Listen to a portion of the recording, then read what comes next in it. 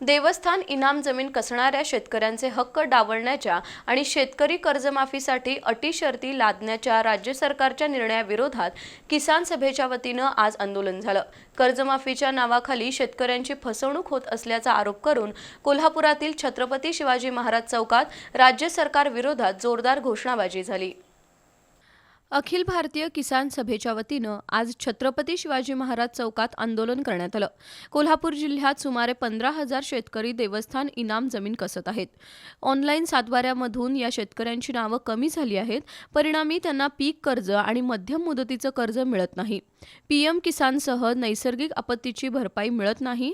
सरकारच्या धोरणामुळे देवस्थान जमीन कसणारे शेतकरी अडचणीत आलेत। जाणीवपूर्वक लादलेल्या अटी शर्तींमुळे अनेक शेतकरी कर्जमाफीपासून अपात्र ठरतील। देवस्थान इनाम जमीन आणि शेतकरी कर्जमाफीच्या नावाखाली राज्यातील शेतकऱ्यांची फसवणूक होतीये असा आरोप किसान सभेनं केलाय। देवस्थान इनाम जमिनीतील शेतकऱ्यांचे हक्क कायम ठेवावेत आणि कोणत्याही अटी शर्तींशिवाय शेतकऱ्यांना सरसकट कर्जमाफी द्यावी।